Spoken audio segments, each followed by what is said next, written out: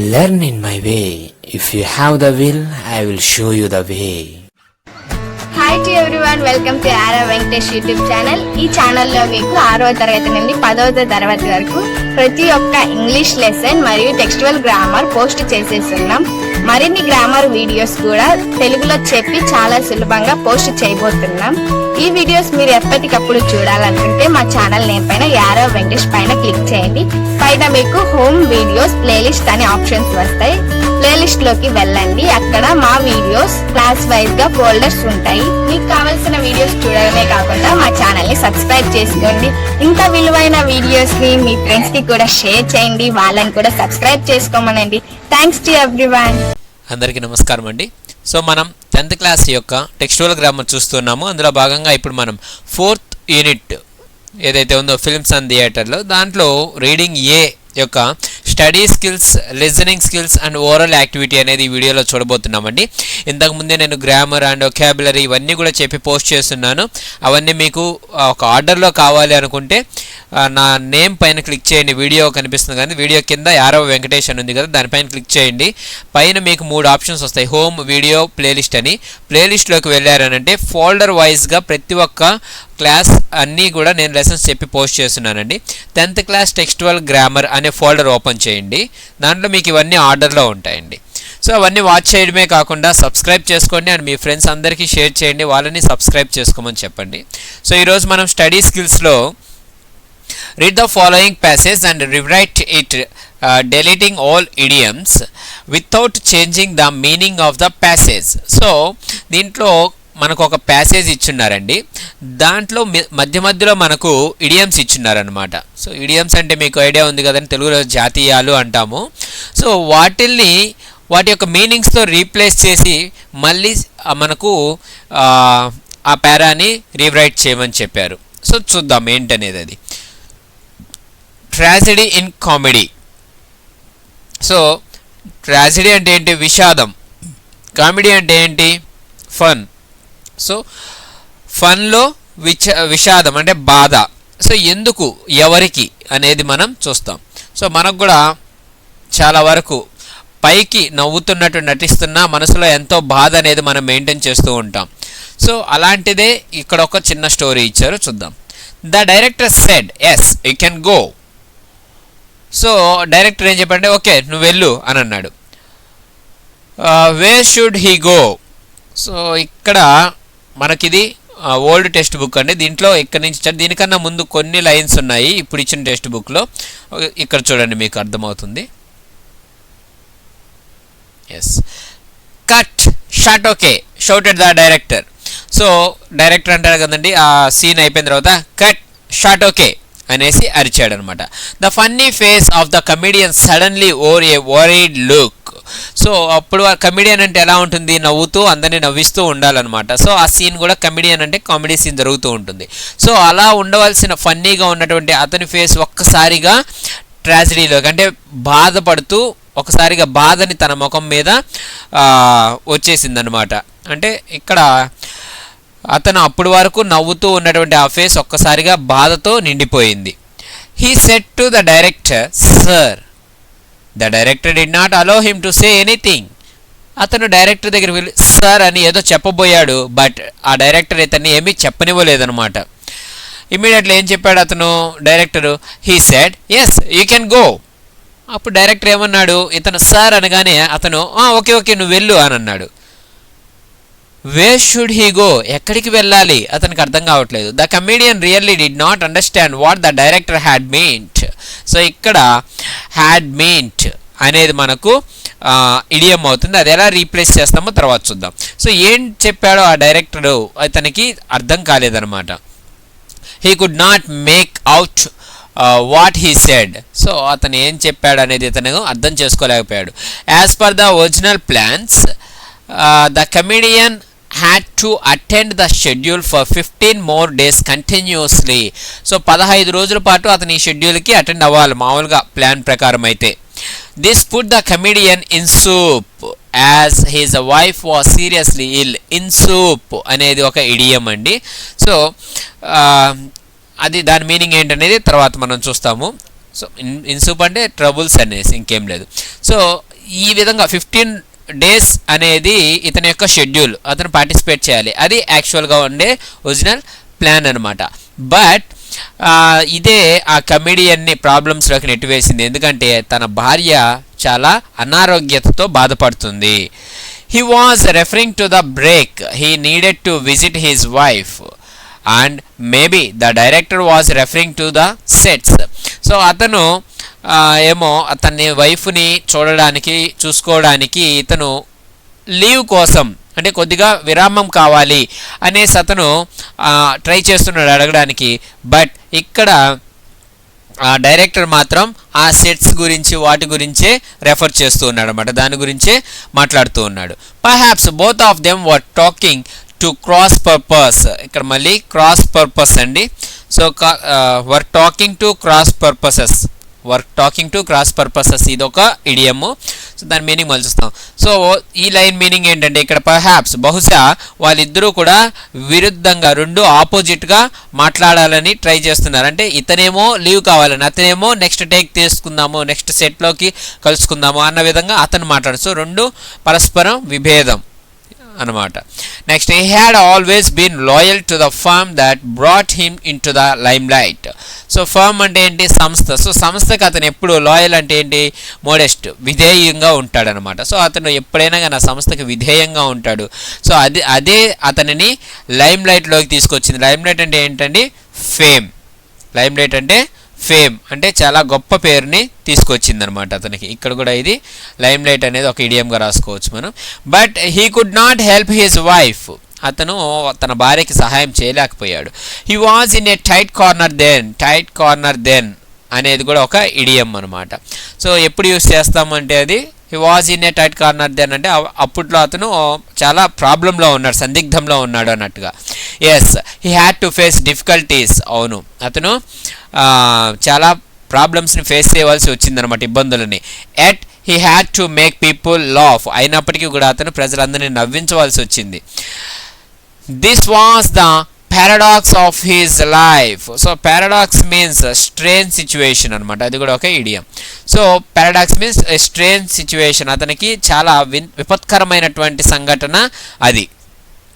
Okay, so paradox అంటే ఏమంటారు? A person that has two opposite qualities at a time. So the person, he has two opposite qualities at a time అని consider చేసుకోవచ్చు. Of his life, అతని లైఫ్లో అలాంటి విపత్కరమైనటువంటి సంఘటన అనేది ఏర్పడింది. Wasn't it a tragedy in comedy? So ఇది నిజంగా ట్రాజడీ ఇన్ కామెడీనే కదా. ఓకే, సో ఆనందంలో విచారం లేదా విషాదం అనుకోవచ్చు.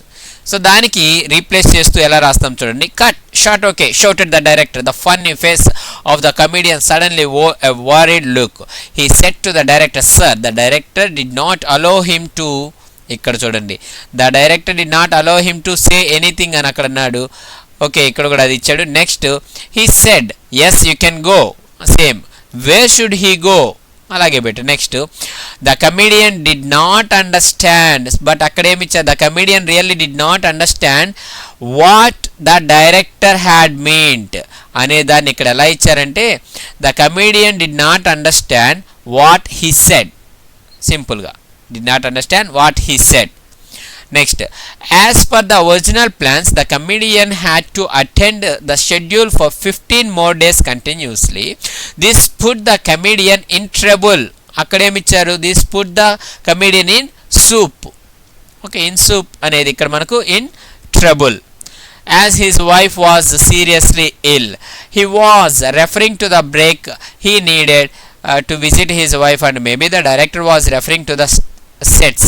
Perhaps both of them, అక్కడేమి ఇచ్చారు చూడండి, perhaps both of them were talking to cross purposes.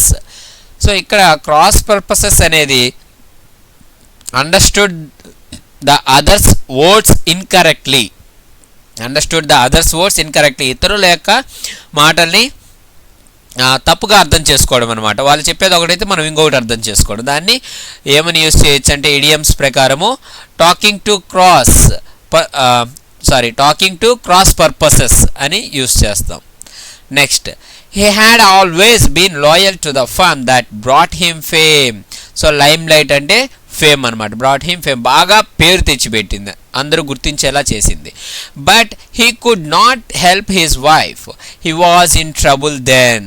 So అక్కడ he was the paradox of his, this was the paradox of his life అనేది, సారీ అది కాదు,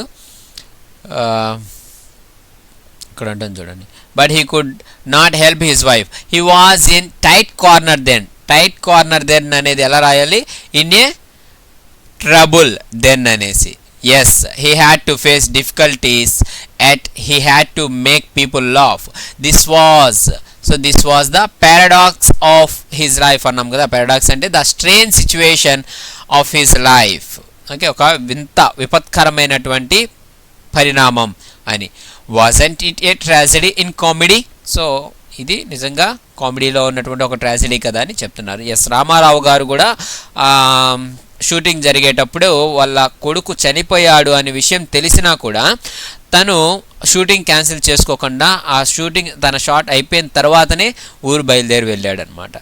సో వాళ్ళకి అంకిత భావం, తన పని పట్ల ఉన్నటువంటి అంకిత భావం, తన వల్ల తనని నమ్ముకున్నటువంటి ఆ సంస్థ నష్టపోకూడదు అన్నటువంటి ఆ కమిట్మెంట్, ఆ డెడికేషన్ అనేది వాళ్ళలో ఉంది కాబట్టి అంత గొప్ప యాక్టర్స్ అయ్యారు వాళ్ళందరూ.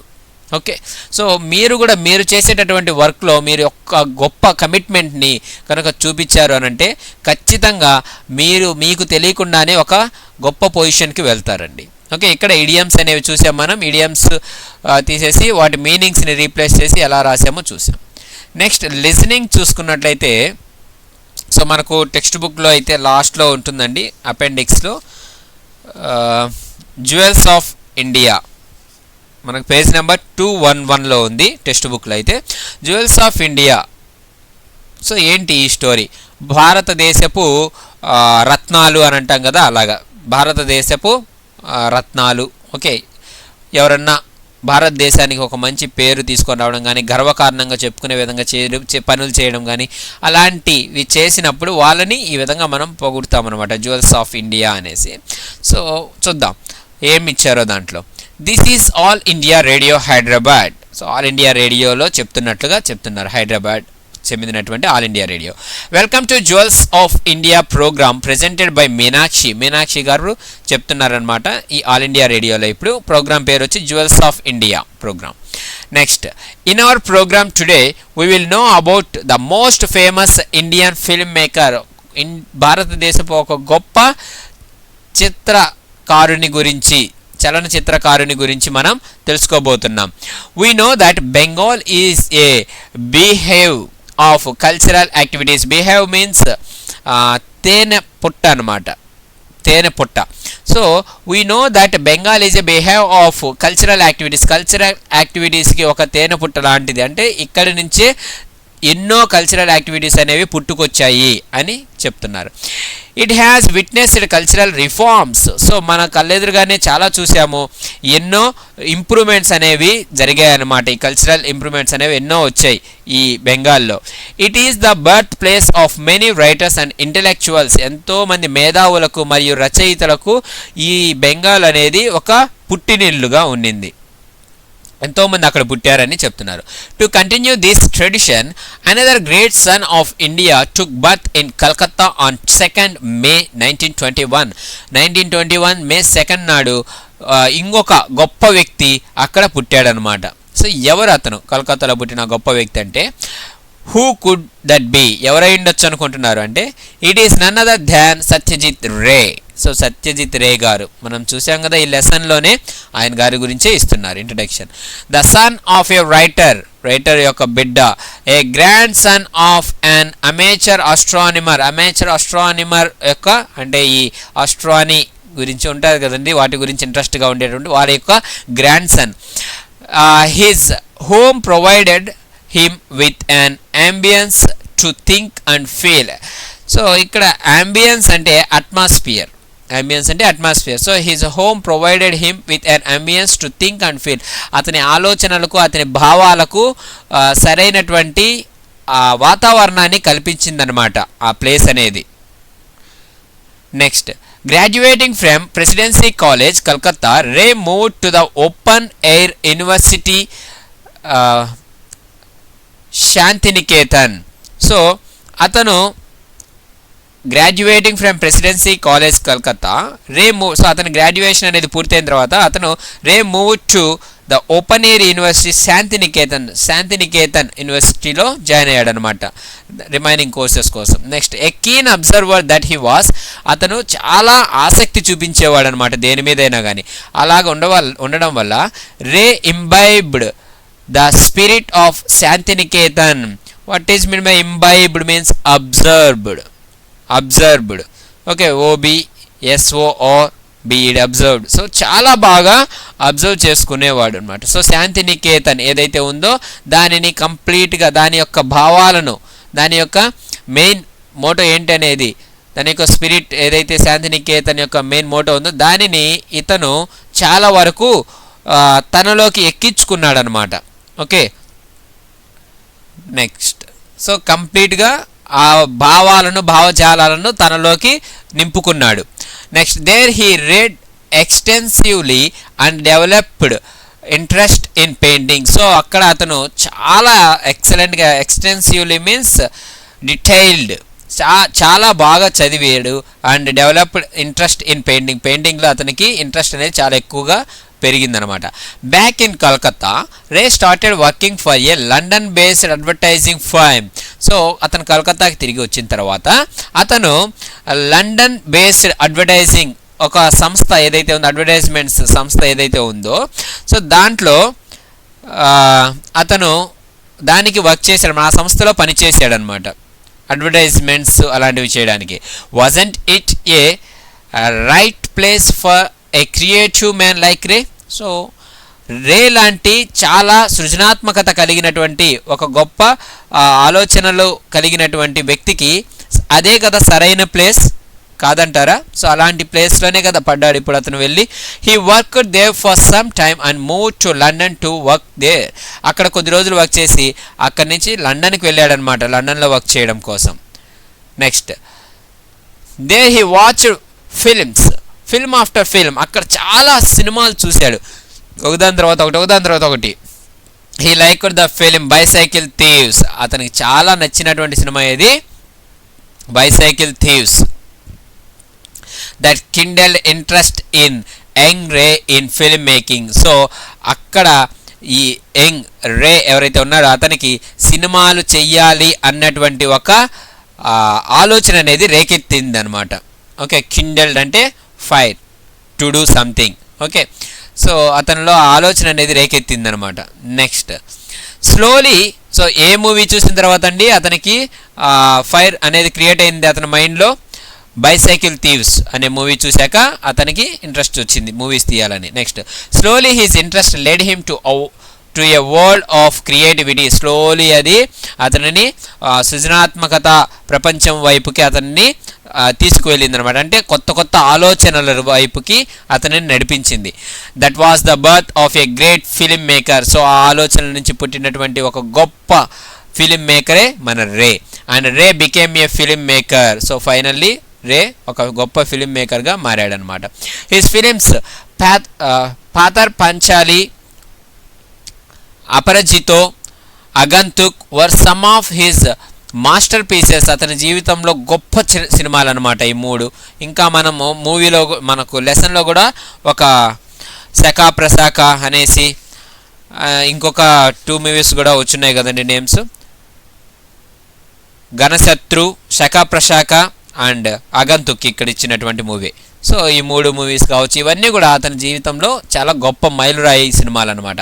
His vision for Bengali films was matchless. అతని యొక్క మున్సూపు ఆలోచన ధోరణి ఏదైతే ఉందో అది ఈ బెంగాలీ ఫిలిమ్స్లో అతని యొక్క ఆలోచన ధోరణి ముందు చూపు ఏదైతే ఉందో అది ఎవరు మ్యాచ్ చేయలేరు అనమాట. అంత బాగా, అంత దూరదృష్టితో ఆ సినిమాలను కూడా చాలా వరకు చక్కగా తీశాడు. Along with the Oscar award he received the Bharat Ratna. Oh my God, Oscar అవార్డుతో పాటు అతనికి భారతరత్న కూడా అవార్డు వచ్చిందనమాట. ఓకే, ఇండియాలోనే గొప్ప సివిలియన్ అవార్డు భారతరత్న అవార్డు మీ అందరికీ తెలుసుంటుంది. Next the legendary film maker passed away in 1992లో అతను దేహం చాలించాడు, అంటే చనిపోయారు. But the film world cherishes his memories for ever. కానీ ఈ సినీ ఇండస్ట్రీ ఏదైతే ఉందో అతని యొక్క జ్ఞాపకాలను మాత్రం ఎప్పుడూ ఆదరిస్తూనే ఉంటుంది, ఎప్పుడు అలాగే గుర్తుంచుకుంటూనే ఉంటుందన్నమాట. Cherishes means keep in one's mind, ఆదరించడం. Next week we will know about another great personality. Next week మనం ఇంకొక గొప్ప పర్సనాలిటీ గురించి తెలుసుకుంటామని ఆల్ ఇండియా రేడియోలో కదా ఈ స్టోరీ అంతా చెప్పేది ఇప్పుడు. సో ఆమె చెప్తున్నారు last. Till then good bye to Meenakshi. So అందరికీ గుడ్ బై చెప్పింది. సో ఇప్పుడు మనకు దానికి సంబంధించి క్వశ్చన్ అండ్ ఆన్సర్స్ ఏమి ఇచ్చారో ఇక్కడ చూద్దాం. First question, what was the programme about? ఆ ప్రోగ్రామ్ అసలు దేని గురించి అని అన్నారు. సో దేని గురించి? జ్యువెల్స్ ఆఫ్ ఇండియా అనేదన్నమాట. Okay, B answer. Next, which film inspired Ray? So మనం చెప్పుకున్నట్లుగా ఇన్స్పైర్ చేసింది ఏంటి? బైసైకిల్ థీవ్స్ ఈ మూవీ అనమాట.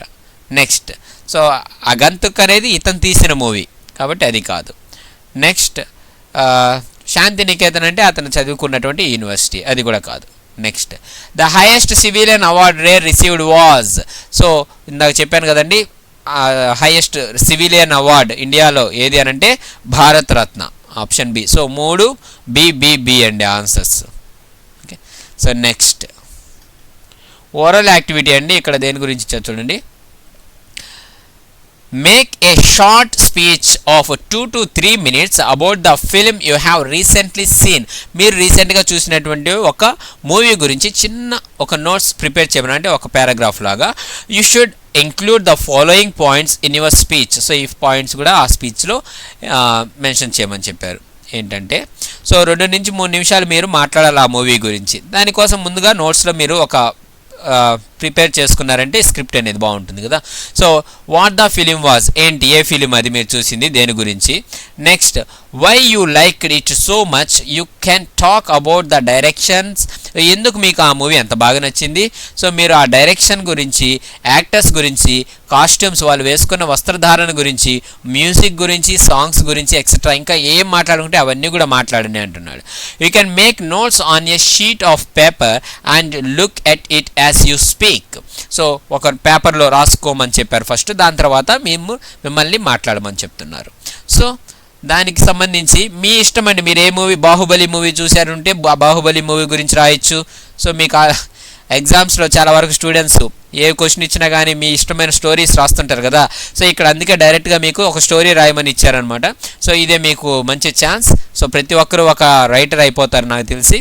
సో చూద్దాం ఒక ఎగ్జాంపుల్ ఇక్కడ. Respected teacher and my dear classmates, I'm here to give a short speech about the film I have seen recently. నేను రీసెంట్గా చూసిన ఫిలిం గురించి మాట్లాడడానికి నేను ఇక్కడ మీ ముందు ఉన్నాను. అందరికీ నమస్కారం అని చెప్తూ ఉన్నారు. Last week I saw love Kusha and old film అండి. లవ్ కుశ మూవీ మీకు తెలిసే ఉంటుంది. 2 చిన్నపిల్లలు సీతారాముల యొక్క స్టోరీని చెప్తూ ఉంటారు, లవుడు కుశుడు. సో లవ్ కుశ అంటే జై లవ్ కుశ కాదండి, ఇది పాత movie.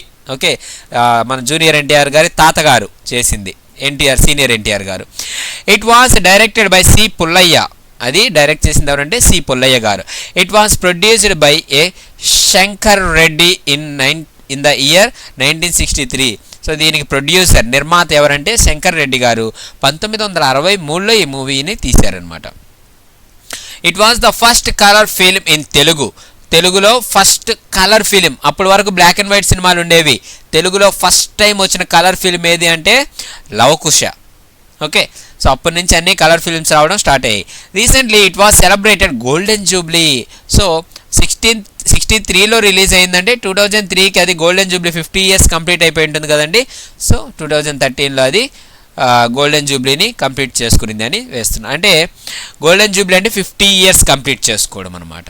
Next, Love Kusha became a hit not only for the excellent performance of NTR, Anjali, Kantarao and Chitturi Nagayya, but also for the performance of the boys who played roles of Lava Kusha.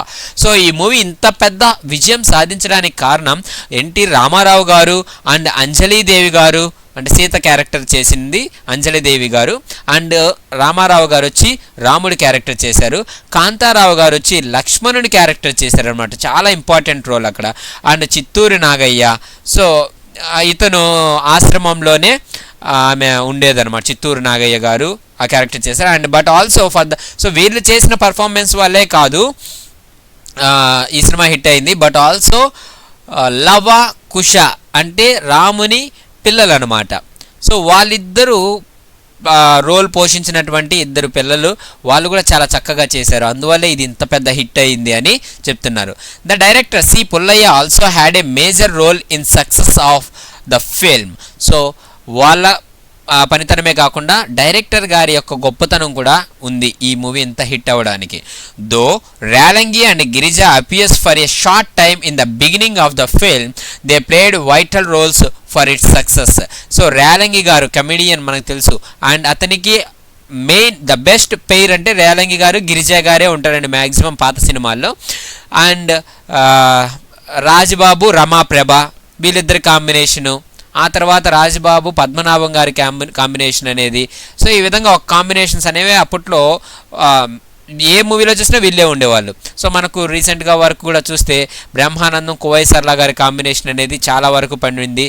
And Jayaprakash Reddy Telangana Shakuntala గారి combination కావచ్చు, ఈ విధంగా ఉంటాయన్నమాట. Next so వీళ్ళిద్దరూ starting of the movie స్టార్టింగ్లో వస్తారనమాట కొద్దిగా introduce చేయడానికి. సో అప్పుడు ఉన్నా కానీ వాళ్ళే మెయిన్ ఈ సినిమాకి, వాళ్ళ రోల్స్ కూడా చాలా ఇంపార్టెంట్ అని చెప్తున్నాం. Next the music and the playback of the film is ever lasting అంటే చిరస్మరణీయంగా మిగిలిపోవడం, ఫర్ ఏ లాంగ్ పీరియడ్ అలాగే ఉండిపోవడం.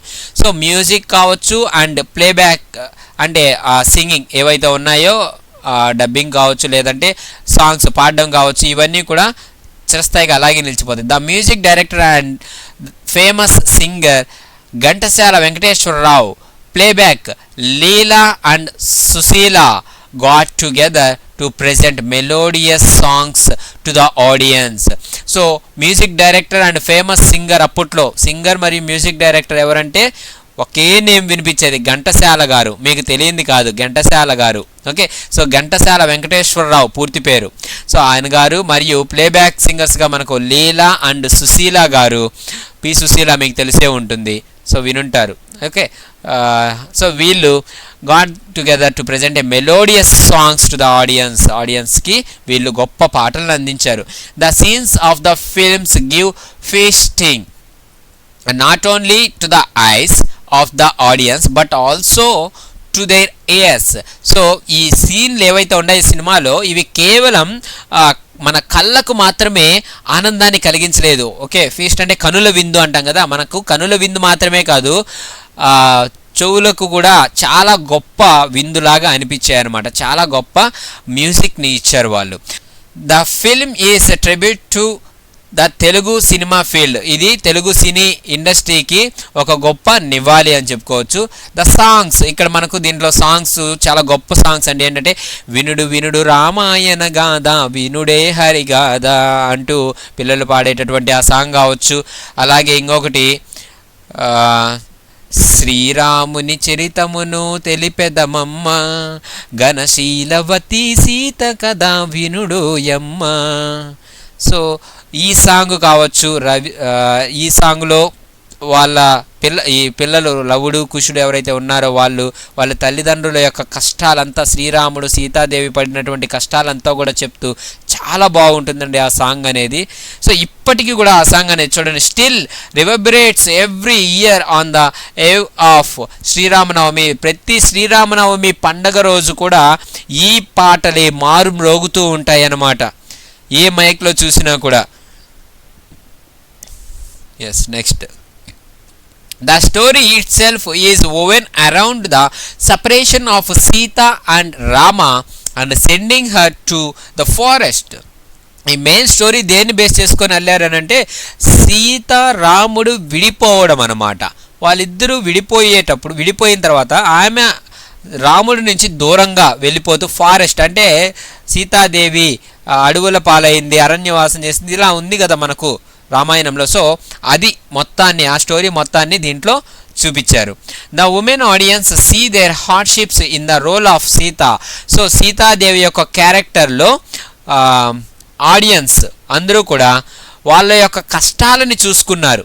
ఓకే, ఏ విధంగా అయితే ఆడవాళ్ళు అందరూ తమ కష్టాలు పడుతూ ఉంటారో ఆ కష్టాలన్నీ కూడా సీతాదేవి యొక్క కష్టాల్లో వీళ్ళ కష్టాలను చూసుకున్నారనమాట. The women folk in those days repeatedly saw the film. ఆ రోజుల్లోని మహిళలు ఎవరైతే ఉన్నారో ఈ మొత్తం యావత్ మహిళా ప్రపంచం అంతా కూడా ఆ మూవీని నెంబర్ ఆఫ్ టైమ్స్ చూసేవాళ్ళు అనమాట. Frame after frame we can see the greatness of the director. ప్రతి ఫ్రేమ్లోనూ మనం ఆ డైరెక్టర్ యొక్క గొప్పతనాన్ని అబ్జర్వ్ చేయొచ్చు. He reduced the characters of Rama and Sita to ordinary mortals displaying a human tendency. So రాముడు మరియు సీతని వాళ్ళ యొక్క క్యారెక్టర్స్ని వాళ్ళంటే దేవుళ్ళు కదా, కానీ ఇక్కడ ఒక ఆర్డినరీ హ్యూమన్ బీయింగ్స్గా తగ్గించి వీళ్ళు ఆ సినిమాలో చూపించారనమాట డైరెక్టర్. అదే డైరెక్టర్ గారి యొక్క గొప్పతనం. ఒక నార్మల్ పీపుల్ లాగా, సాధారణ మనుషుల్లాగానే చూపించారు. ఆ మూవీ చూస్తే మీకు అర్థమవుతుందన్నమాట. ఆ సీతాదేవి వస్త్రధారణ కావచ్చు, ఎలాంటి శారీ కడుతుందో అవన్నీ చూడండి ఒకసారి, బాగుంటుంది. Next, thank you very much for giving me an opportunity to deliver a speech on the film I have seen recently. So నేను రీసెంట్గా చూసిన ఈ ఫిలిం గురించి చెప్పడానికి నాకు ఇంత గొప్ప అవకాశం ఇచ్చినందుకు మీ అందరికీ కృతజ్ఞతలు చెప్పుకుంటున్నానని మీ యొక్క స్పీచ్ని అక్కడితో ఎండ్ చేయొచ్చు అనమాట. ఓకే, సో దట్స్ ఇట్ అండి. By this we have completed reading A textual grammar అనేది కంప్లీట్ అయిపోయింది. దీని తర్వాత మనం రీడింగ్ బి యొక్క టెక్స్చువల్ గ్రామర్ని చూస్తాం. ఓకే, సో అప్పటి వరకు మీకు నా నోటిఫికేషన్స్ వీడియోస్ అన్నీ మీకు వస్తూ ఉండాలనుకుంటే, లేదా ఈ వీడియో మీకు నచ్చినట్లయితే ఇంత కష్టపడి చెప్పినందుకు నా ఛానల్కి సబ్స్క్రైబ్ చేసుకోవడం మర్చిపోవద్దండి. అండ్ మీ ఫ్రెండ్స్ అందరికీ కూడా ఈ వీడియోస్ని షేర్ చేయండి, వాళ్ళని కూడా సబ్స్క్రైబ్ చేసుకోమని చెప్పండి. So thank you for watching my videos. This is Venkatesh యార్వా.